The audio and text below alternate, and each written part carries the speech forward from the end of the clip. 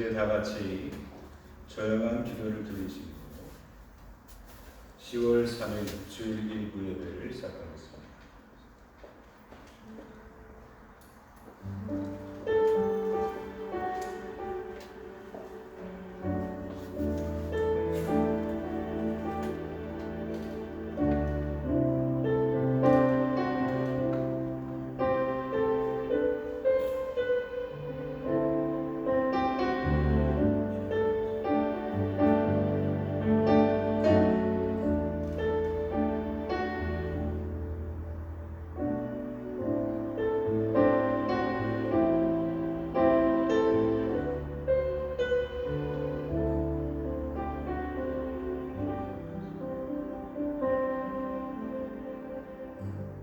너희 의인들아 여호와를 즐거워하라.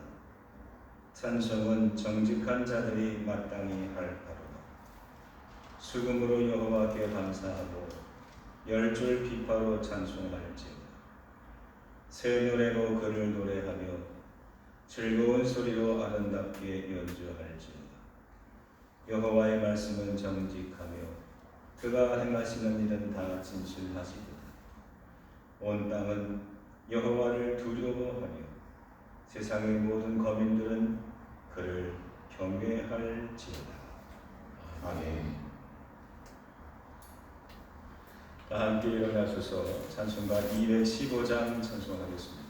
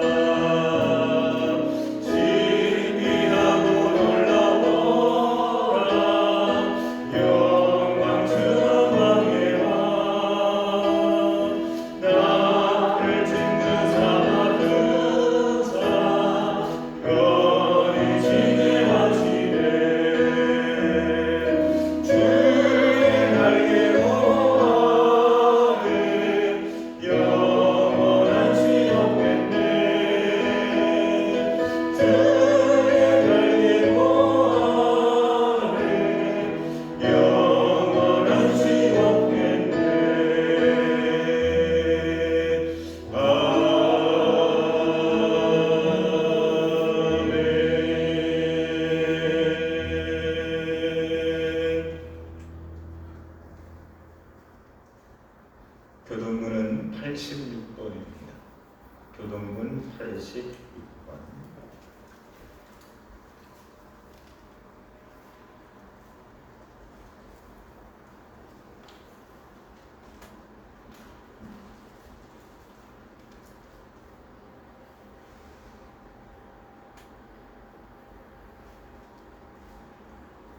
또 내가 보니 보라 어린 양이 지온산에 섰고 그와 함께 14만 4천이 서 있는데 그들의 이마에는 어린 양의 이름과 그 아버지의 이름을 쓴 것이 있더라.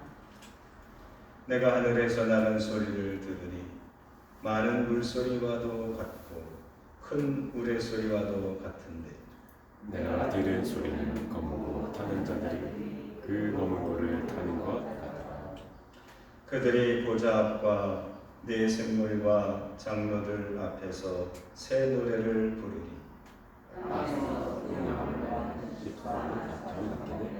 네 노래를 외쳤다. 이 사람들은 여자와 더불어 더럽히지 아니하고 순결한 자라. 어린 양이 이리로 사람 가운데에서 속량함을 받아 처음 입은 열매로 하나님과 어린 양에게 속한 자들이니 그 입에 거짓말이 없고 흠이 없는 아멘. 사도신경으로 시간 고백하겠습니다. 나는 전능하신 아버지 하나님 천지의 창조주를 믿습니다. 나는 그의 유일하신 아들 우리 주 예수 그리스도를 믿습니다. 그는 성령으로 잉태되어 동정녀 마리아에게서 나시고 본디오 빌라도에게 고난을 받아 십자가에 못 박혀 죽으시고 장사된 지 사흘 만에 죽은 자 가운데서 다시 살아나셨으며 하늘에 오르시어 전능하신 아버지 하나님 우편에 앉아 계시다가 거기로부터 살아있는 자와 죽은 자를 심판하러 오십니다. 나는 성령을 믿으며 거룩한 공교회와 성도의 교제와 죄를 용서받는 것과 몸의 부활과 영생을 믿습니다. 아멘.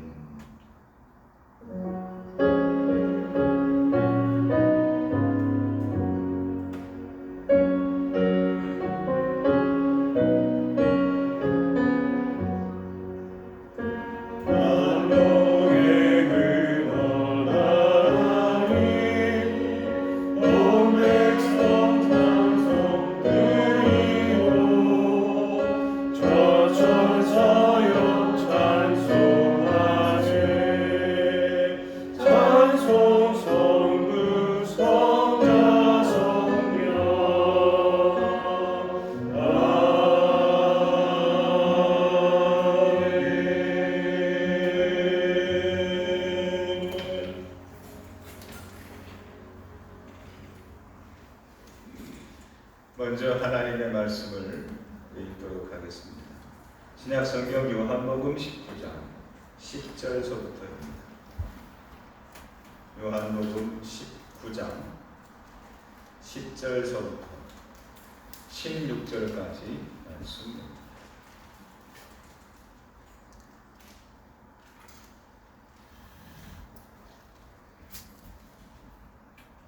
제가 읽도록 하겠습니다. 빌라도가 이르되 내게 말하지 아니하느냐 내가 너를 놓을 고난도 있고 십자가에 못 박을 고난도 있는 줄 알지 못하느냐. 예수께서 대답하시되 위에서 주지 아니하셨더라면 나를 해할 권한이 없었으리. 그러므로 나를 내게 넘겨준 자의 죄는 더 크다 하시니라. 이러함으로 빌라도가 예수를 놓으려고 힘썼으나 유대인들이 소리질러 이르되 이 사람을 놓으면 가이사의 충신이 아니니이다. 무릇 자기를 왕이라 하는 자는 가이사를 반역하는 것이니이다. 빌라도가 이 말을 듣고 예수를 끌고 나가서 돌을 깐 뜰 히브리 말로 가바다에 있는 재판석에 앉아 있더라. 이날은 6월절의 준비일이요 때는 제6시다. 빌라도가 유대인들에게 이르되 보라 너희 왕이로다. 그들이 소리 지르되 없이 하소서 없이 하소서 그를 십자가에 못 박게 하소서. 빌라도가 이르되 내가 너희 왕을 십자가에 못 박으라. 대제사장들이 대답하되 가이사에는 우리에게 왕이 없나이다 하니 이에 예수를 십자가에 못 박도록 그들에게 넘겨주니라. 아멘. 우리 다 같이 한번 우리 기도하겠습니다. 우리 나라를 위해서 우리 기도하십시다. 두 번째, 우리 교회를 위해서 기도하십시다. 세 번째, 이 예배를 위해서 기도하십시다. 나라의 중심이 어디 있습니까? 대통령에게 있지 않습니다. 국민에게 있지 않습니다. 하나님에게 있습니다. 교회의 중심이 어디 있습니까? 사람에게 있지 않습니다. 하나님에게 있습니다. 이 예배의 중심이 어디 있습니까? 예식에 있지 않습니다. 사회자에게 있지 않습니다. 목회자에게 있지 않습니다. 하나님에게 있습니다. 오늘 하나님께서 이 나라를 지켜주실 수 있도록, 이 교회를 부흥케 하실 수 있도록, 이 예배를 하나님께서 주관하실 수 있도록 이 시간 함께 기도하겠습니다. 다 같이 기도합니다. 은혜로우신 아버지 하나님 감사합니다. 이 나라 이 땅에 하나님께서 중심이 되소서. 하나님 아버지 이 교회에 하나님께서 갑자기에 계셔서 하나님 예배 가운데 함께 하소서. 아버지 하나님 기도합니다. 하나님이 나의 하나님이심을 고백하게 하시고 또한 우리 모두의 하나님 되심을 인정하고 고백하고 선포하는 시간만 할 수 있도록 해주시옵소서. 이 나라가 아버지 하나님 오심이 합당하다. 하나님의 뜻대로 영향을 잡지 못하고 있습니다. 그러나 하나님을 되지 않는 나라가 될 수 있도록 하나님을 정말 경외하는, 하나님을 정말 기뻐하는, 정말 주님을 사랑하는 나라가 될 수 있어서 하나님 아버지의 은혜를 펴주시고 늘 주여 하나님 아버지를 우리 나라 민족과 교회와 다음 세대를 위해서 온 세대를 하나님 주옵소서. 하나님 우리를 위해서 기도합니다. 이 뜻이 있으셔서 계획이 있으셔서 저희를 도우시고 인도하시는 하나님을 믿음으로 아버지 하나님 이 교회가 아버지 세상에 빛이 되게 하시고 소비를 하여 주시옵소서. 이제는 이 예배를 위해서 기도합니다. 이 예배를 음양하시고 받으실 분은 여호와 하나님의 전능하시고 아버지 하나님 내가 중심이 되지 않게 하시고 하나님의 중심이 되고 모든 영광 하나님 올려드리는 거룩한 시간만 되게 하여 주시옵소서. 주님께 모든 것을 올려드립니다. 살아계신 하나님 주님께서 이 자리에 함께 하심을 믿습니다.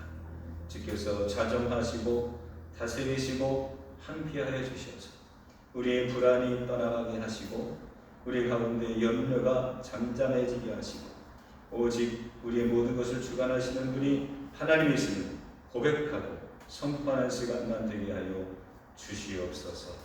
예수님 이름으로 기도합니다. 아멘.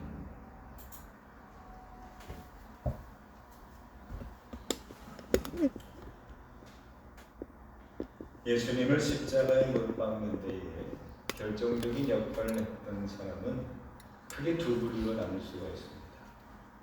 첫 번째는 지난 시간에 이 사람을 집중해서 우리가 살펴보았다고 한다면 오늘은 그 나머지 사람 또는 사람들에 대해서 이야기를 하려고 합니다. 지난 시간에는 빌라도가 그 초점이었습니다. 이방인의 눈에 볼 때 세상에 절대 권력을 갖고 있었던 그 사람 입장에서 볼 때 예수님은 어떤 존재였는지를 살펴보면서 우리가 과연 그러면 어떤 것이 진정한 그리스도인의 믿음인가를 살펴보았다고 한다면 오늘은 조금 더 좀 초점을 좀 다른 곳에 맞추어서 유대인 그 당시에 유대인들의 초점을 맞추어서 신앙이란 무엇이냐, 참 그리스도인은 어떤 것이냐, 그리고 오늘날 우리는 이 21세기에 하나님의 백성으로 성도로 살아간다는 것이 어떤 의미냐를 함께 생각해 보려고 합니다.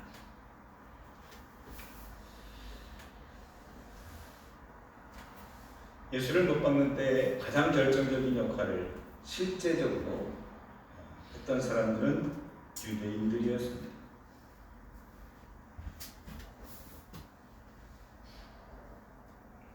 그리고 그 유대인들은 사내들인 공의회라고 하는 그런 이 협의체에 모든 권한이 집중되어 있었습니다.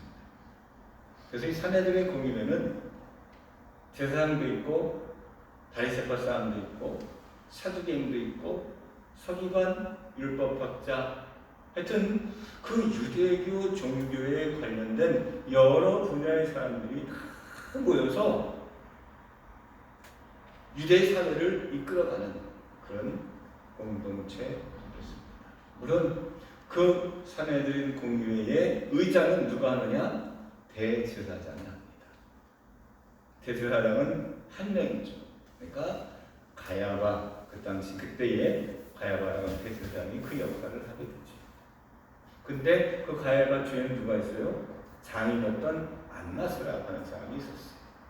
하여튼 그 소수의 사람들이 서로 뜻을 맞추어서 예수를 죽여야 되겠다라고 모의하게 되고 결정짓게 되고, 그리고 예수를 이 십자가에 죽이기 위해서 로마 군대를 파송하게 되고 협의에 의해서 결국에 십자가에 못 박게 되는 이 모든 것, 그 뒤에는 실체가 바로 이 사내들의 공의회라고 해도 과언이 아닙니다.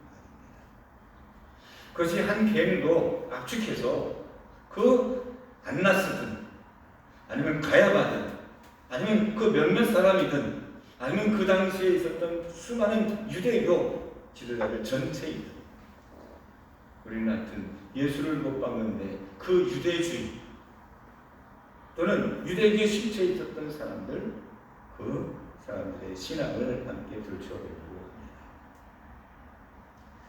처음부터 마지막까지 예수를 못 박는 데에 그 유대 사상은, 유대주의는, 유대 신앙은 어떻게 보면 기독교와 굉장히 밀접하면서도 하나님을 같은 하나님 아버지라고 부르면서도 좀 다른 신앙으로, 그리고 심지어 예수 그리스도를 못 받게 되는 그런 우를 범하게 되었습니다.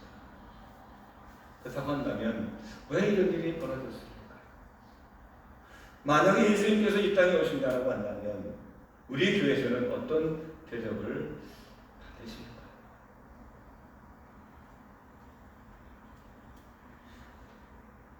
이 유대인들은 예수를 못 박는데 굉장히 서둘렀고, 그리고 모든 일이 굉장히 긴급하게 이루어졌다는 것을 우리는 알 수 있습니다.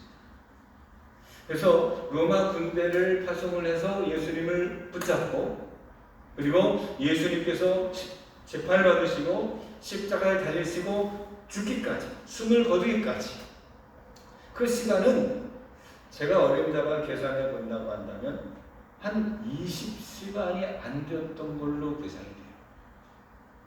그래서 제가 여기도 적어놨지만 목요일 저녁에 잡히시고 같이 최후의 만찬을 하시고는 바로 잡히셨잖아요.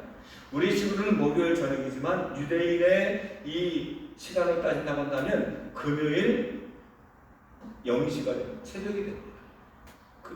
그리고는 그날 밤새도록 처음에는 안나스 제사장에게, 그 다음에는 가야바 제사장에게 끌려가시고, 그리고는 새벽 6시에 빌라도 법정에서 재판을 받으시고 온갖 신문을 당하신 다음에 금요일 오전 9시에 십자가에 달리시고, 그날 오후 3시에 예수님은 마지막 숨을 거두시게 되었어요.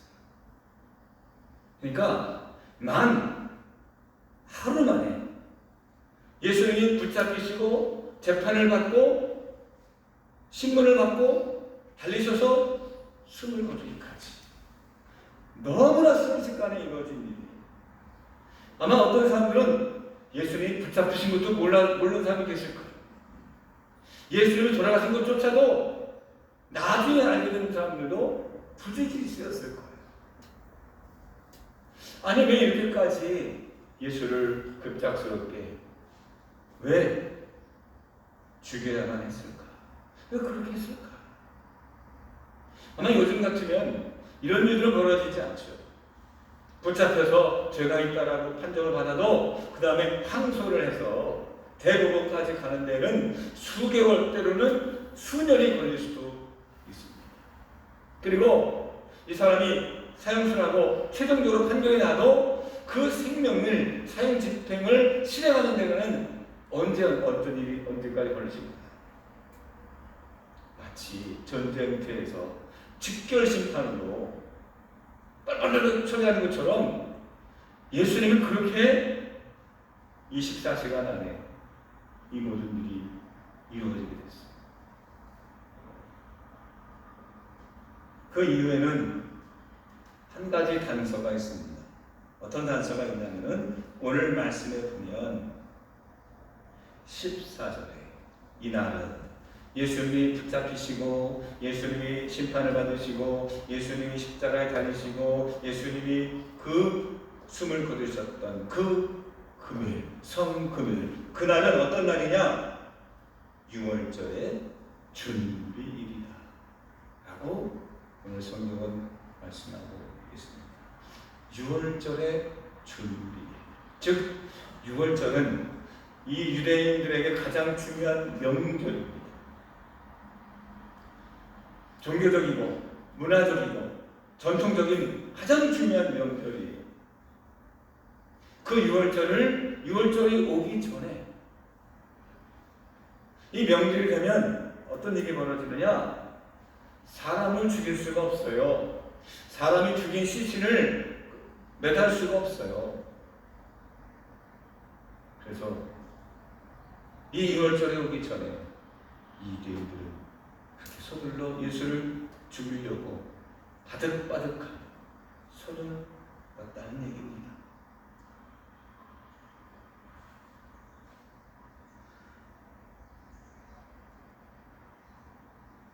그 6월절 전에는 어떤 일이 있을까요? 6월절을 준비하는 사람들은 뭘 준비할까요? 이 6월절과 무교절은 거의 같이 행합니다. 의미는 다르지만 사실은 날짜는 거의 똑같고요. 그 다음에 의미도 비슷해요. 그러므로 6월절 전날에는 어떤 일이 벌어지느냐? 6월절에는 그 하나님 앞에 성전에 와서 제물을 하나님께 드린단 말이에요. 그래서 그 전날, 6월절 전날, 6월절 준비일날 양을 잡아요. 음식을 만들어서 6월절 무교병을 만들어서 함께 만찬을 하는 준비를 하는 날. 그리고 양을 잡는 시간은 언제냐? 그 전날, 6월절 전날 준비일이죠. 그날 정오, 낮 12시.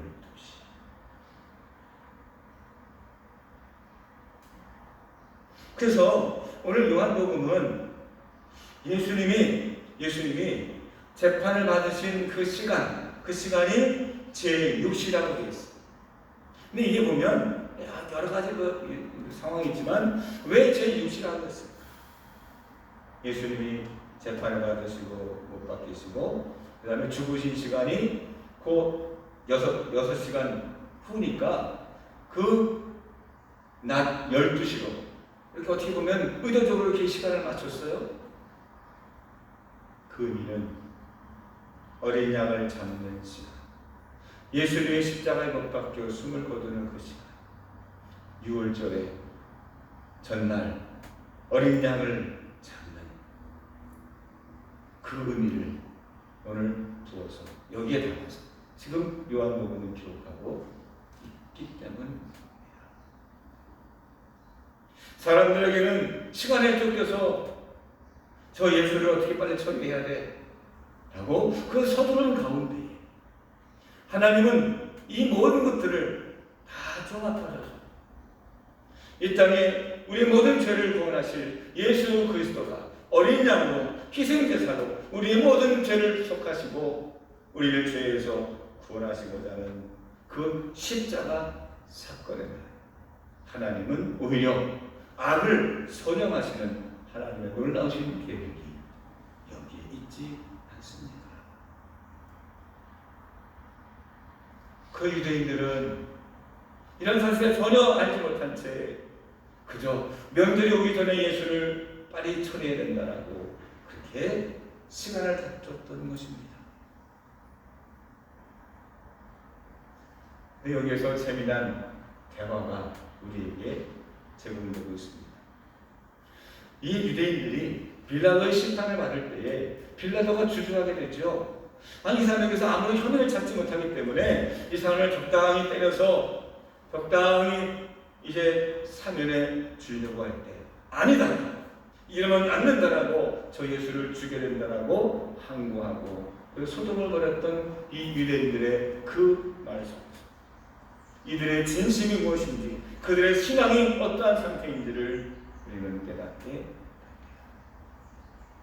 빌라도에게 유대인들이 찾아가서 이렇게 다그칩니다. 예수를 풀어주려고 하니까 뭐라고 말합니까? 오늘 본문의 말씀 12절에 보면 이러함으로 빌라도가 예수를 놓으려고 힘썼으나 유대인들이 소리질러 이르되 이 사람을 놓으면 누구의 충신이 아니니이다. 가이사의 충신이니이다. 가이사는 누구일까요? 또 말합니다. 예수를 가르쳐서 예수는 어떤 사람이라고 이 빌라도에게 고소하고 있느냐? 그 다음 절에 보시면 이 사람을 놓으면 그 다음에 무릇 자기를 왕이라 하는 자는 가이사를 반역하는 것입니다. 즉 자기를 왕이라고 하는 예수는 가이사를 반역하는 겁니다. 가이사에게 반역하는 짓입니다. 아니 이런 사람을 놓아줍니까? 당신이 가이사의 충신이라고 말할 수 있습니까? 이렇게 얘기하는 거예요. 그래서 얼른 예수를 풀어주려고 했던 이 빌라도가 생각을 접고 예수를 죽이는데 일주하게 됐어요.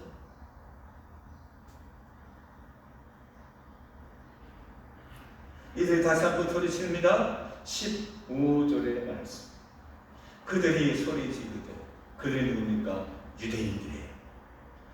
없이 하소서 없이 하소서. 이 말은 의역해서 말한다면 이 사람을 빨리 골고 나간다고 보내라. 빨리 사형장 이술로 보내라. 이 얘기입니다. 그를 십자가에 못 박게 하소서. 그래서 빌라도가 말합니다. 내가 너희 왕을 십자가에 못 박으랴? 내가 너희 왕을 십자가에 못 박으랴? 그때 대제사장이 그때 이 유대인들의 가장 우두머리가 되는 이 대제사장이 가야바겠죠? 말합니다. 가이사 외에는 우리에게 왕이 없나이다. 또 한 번 얘기합니다. 가이사 외에는 우리에게 왕은 없습니다. 이 사람은 우리의 왕이 아닙니다. 자, 3번 얘기했어요. 빌라도를 향해서 빌라도에게 내가 이러고도 가이사의 충신입니까? 그리고 이 사람 예수에 대해서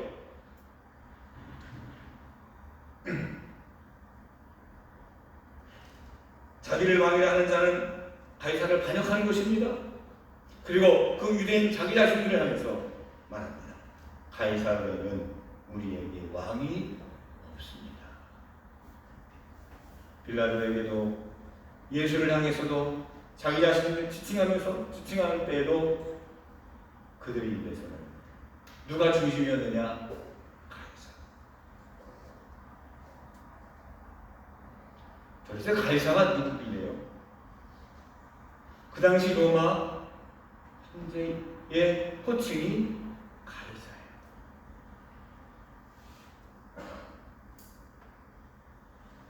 요즘 말을 말하면 이런 거죠. 어떤 사람들은 법하는 사람이 있어요. 모든 것을 다 법으로 해결하는 사람이 있어요. 아, 법대로 하십시오.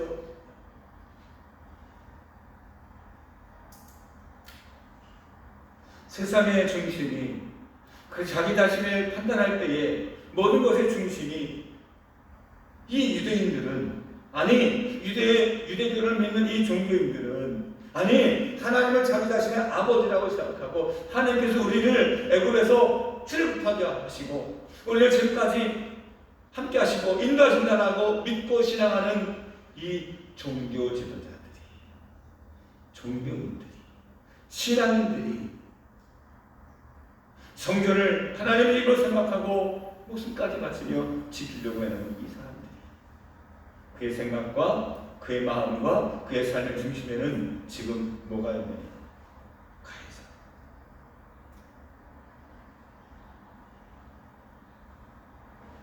겉모습은 제사장인데 그의 속마음은 가이사.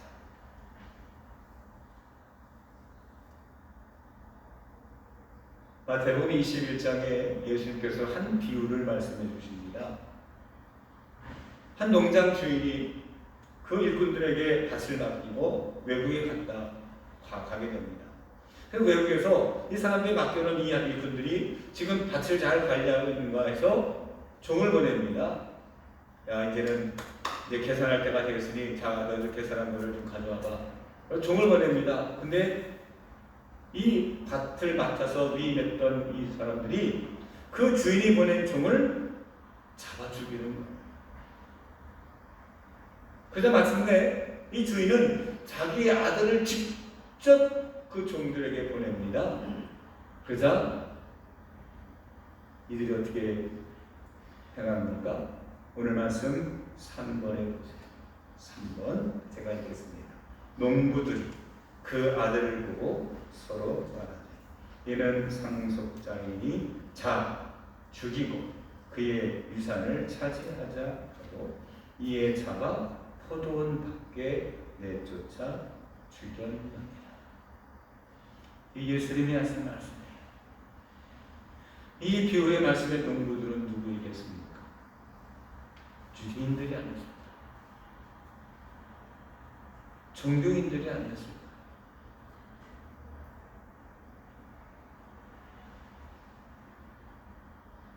이들에게는 뭐가 최고였느냐? 돈이요. 돈에 대한 탐심이. 저 아들이라도 저 아들만 죽이면 이 농부가 이 농장에 우리 것이 되지 않겠느냐 라고 하는 생각. 오판이죠. 예수를 죽이기 위해 모든 논리를 당신이 그래도 가이사의 중심입니까? 가이사를 반역하는 사람은 이 사람은 반역자입니다. 우리에게는 가이사 외에는 왕이 없습니다. 세상의 중심 로마 황제의 중심으로 편성되고 돌아갔던 그 시대. 오늘날 이런 일들이 우리 교회 안에서도 이 기독교 안에서도 이 세상 속에서 발생하고 있지는 않을까요?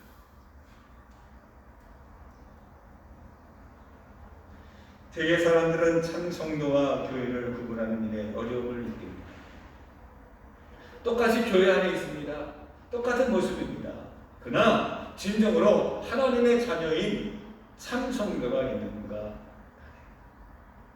겉모습은 거의 교인이고 하나님의 백성이지만 오늘 유대인들처럼 맞는 것 같은데 아니, 그저 교인의 이름으로 남아있는 사람들은 없습니다. 간단합니다.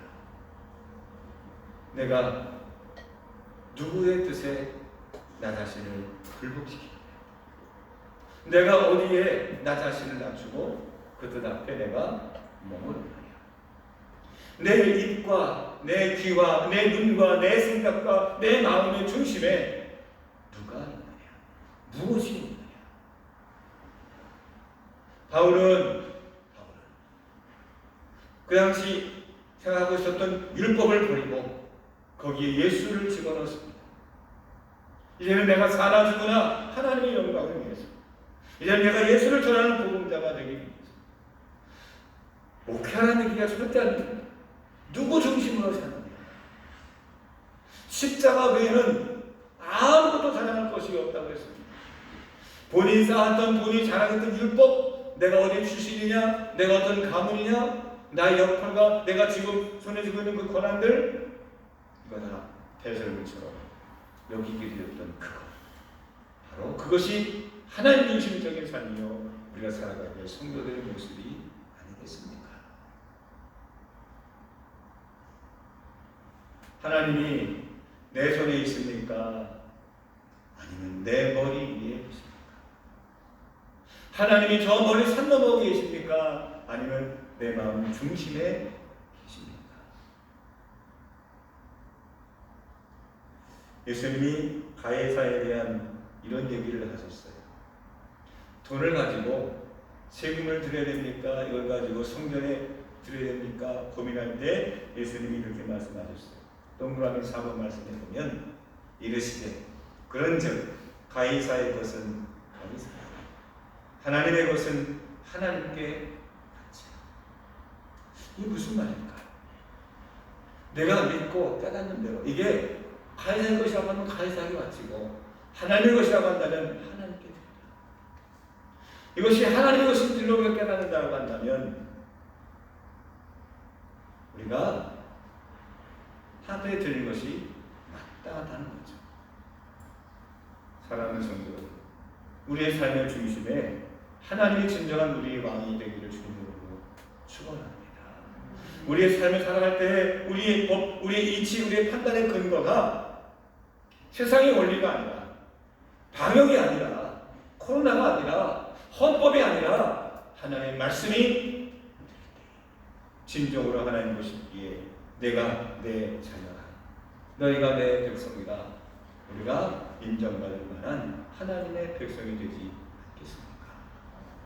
겉모습만이 아닌 우리의 중심에 하나님이, 내 손이 아닌 내 머리, 나를 다스리시는 진정한 왕으로서 하나님을 대우할 수 있는 우리 드림교회 모든 성도들이 되시기를 주님의 이름으로 축원합니다. 기도하겠습니다. 살아계신 하나님 아버지, 감사합니다. 오늘도 예배하게 하시니 감사합니다.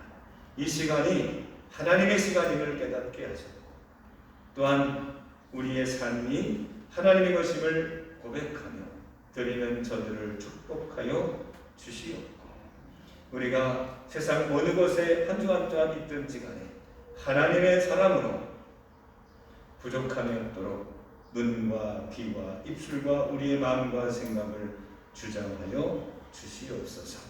그래서 세상의 한 피조물이 아니라 세상을 이끌어가는 빛이 되게 하시고 밝힐 수 있는 등대가 될 수 있도록 도와주시소서. 하나님 나라를 완성해가는 거룩한 하나님의 도구요 성도가 되게 하옵소서. 예수의 이름으로 축복하며 기도합니다. 아멘. 찬송가 280장 찬송하시면서 예물 올리시겠습니다.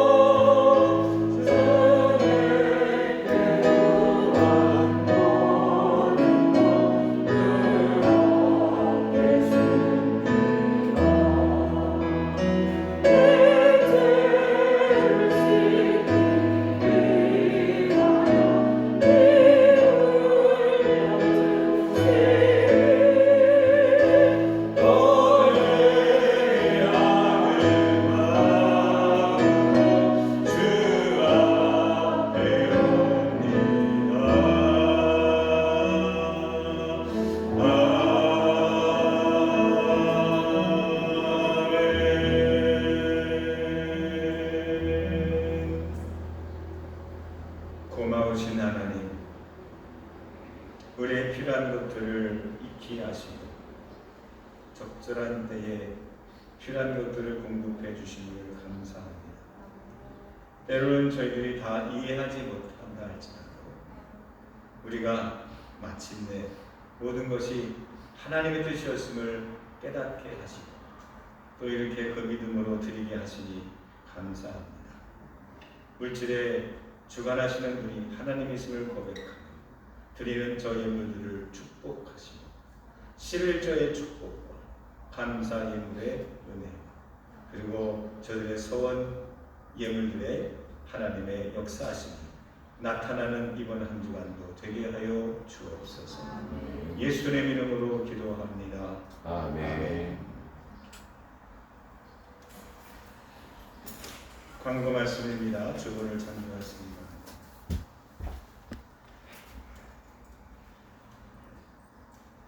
수요 낭독반이 이번 주부터 우리 모집을 합니다. 시작은 다음 주부터 하고요.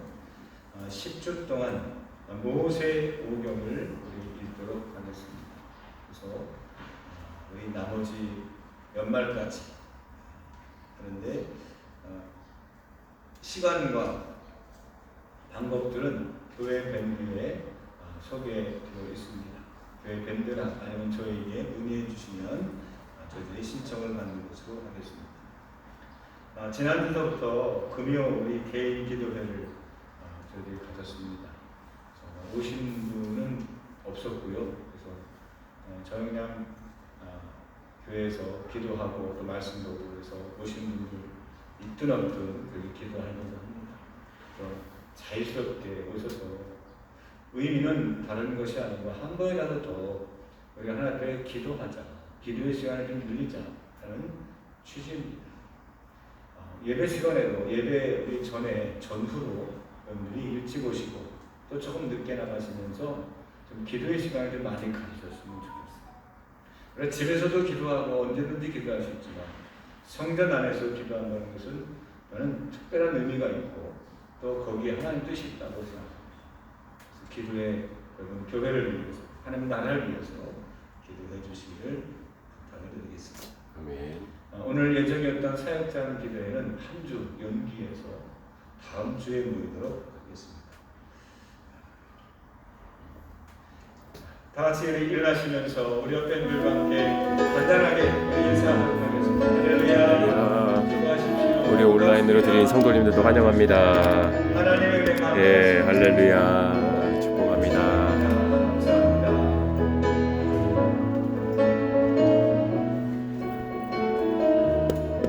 오랜만에 우리 홍예린 우리 친구도 우리 예배를 같이 참여했습니다.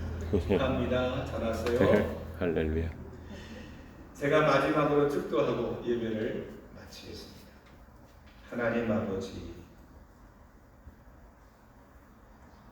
하나님께서 우리 가운데 계심을 믿습니다. 그래서 이 마음과 이 신앙 고백을 갖고 우리가 회사에 있든 가정에 있든 길을 걸어갈 때이든 무엇을 하든지 간에 하나님의 영광을 위해 하나님께서 함께 하심을 간구하며 살아가는 주의 백성이 되게 하여 주옵소서.